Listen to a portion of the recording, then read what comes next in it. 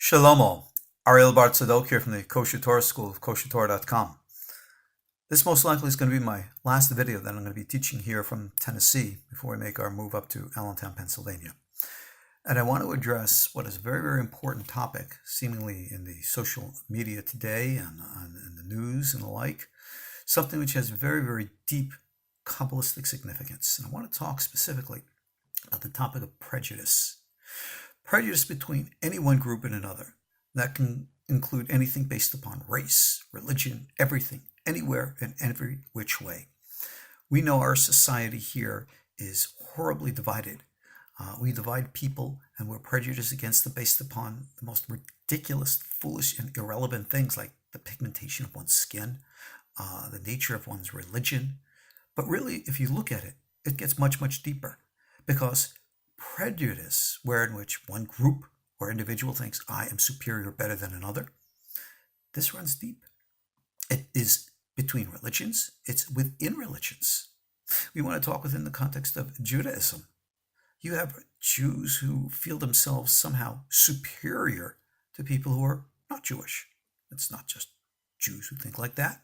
You have Christians who think like that, Muslims who think like that, and many other groups who think themselves to be some way exclusive, unique, or superior.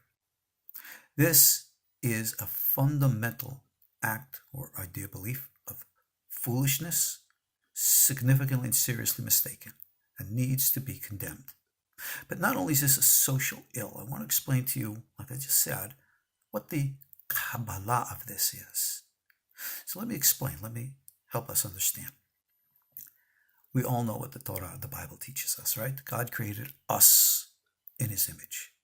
In that respect, we must know and understand all human souls, regardless of whatever form in which we exist, are all the same.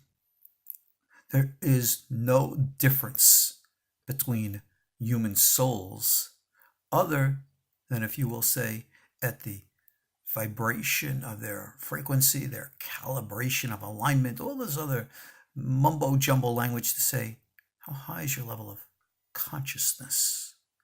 Now, this is a point that's brought down in Kabbalistic literature. It speaks of the different levels of consciousness, or in Kabbalah they call it level of soul. We have 5 levels of soul.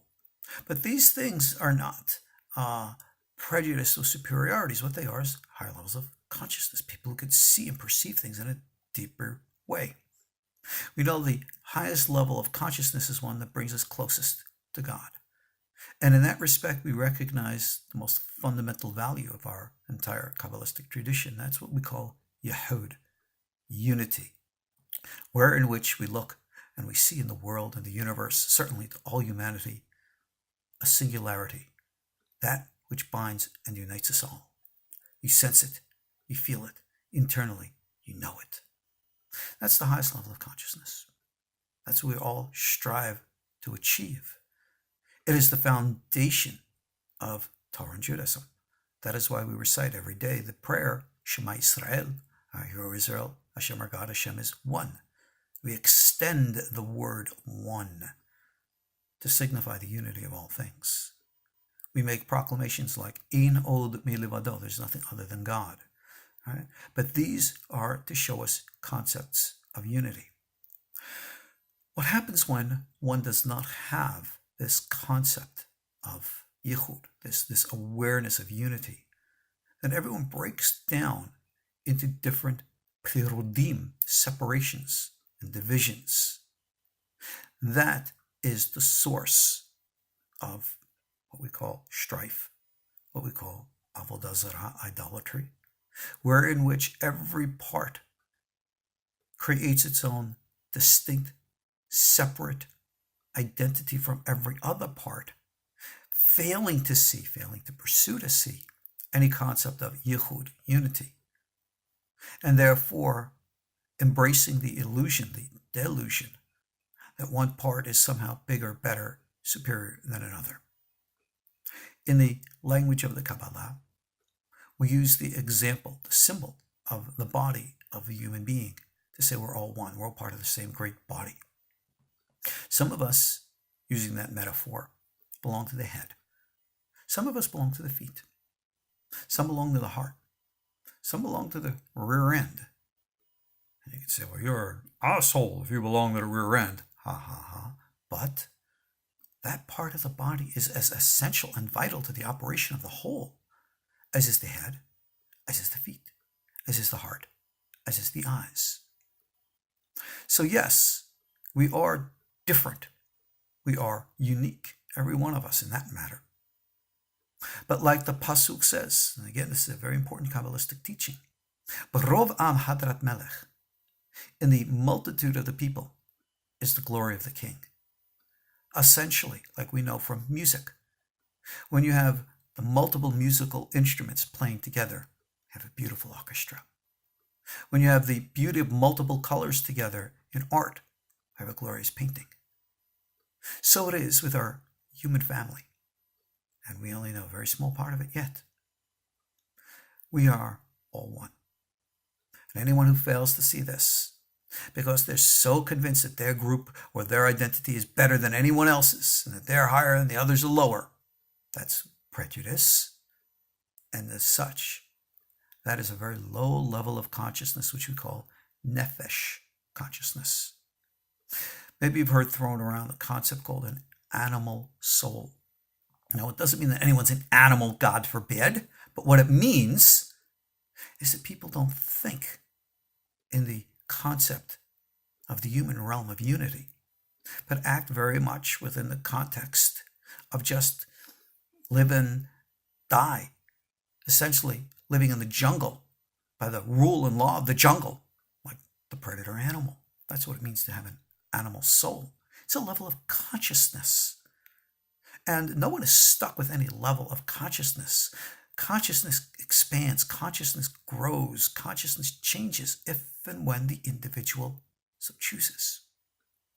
That's not done by mystical, magical, Kabbalistic ceremonies or meditations or contemplations of holy names. It's done like climbing a ladder, Jacob's ladder, rung by rung, step by step, change. We have to look and explore the way we think, look and explore the way we act. And we have to address issues that are wrong within ourselves, within others. And this is called tikkun. There is terrible, terrible injustices in our society. It's not limited to this country. It's all over. Prejudices is not just between ridiculous, foolish people, color of people's skins. It's between all different things. In our Jewish tradition, prejudice between Sephardim and Ashkenazim. Even within Ashkenazi groups, there's prejudice between one group and the next. We can go on and on with all types of ridiculous, foolish examples, which I only wish were foolish and ridiculous, but unfortunately, they're painfully real.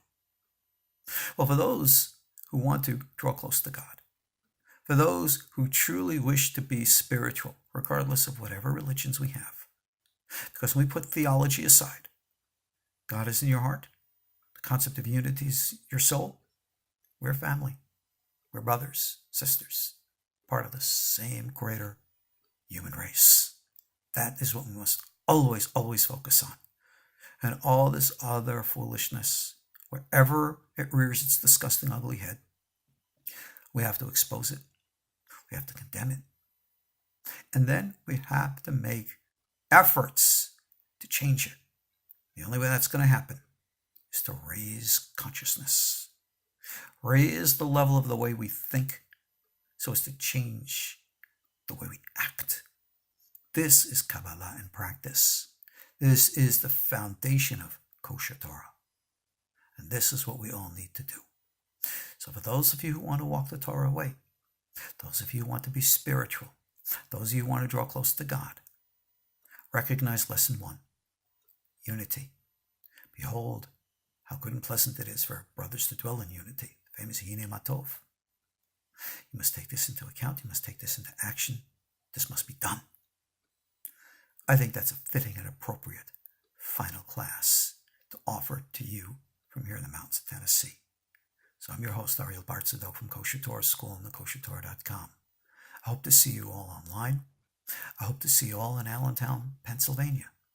And like our school's motto, we're here to make the mystical, rational, and our doors are always, always welcome to receive you, to welcome you.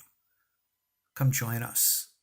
Let's together learn the meaning of yihud, meaning unity, and let's shine that light to all. God bless. Shalom.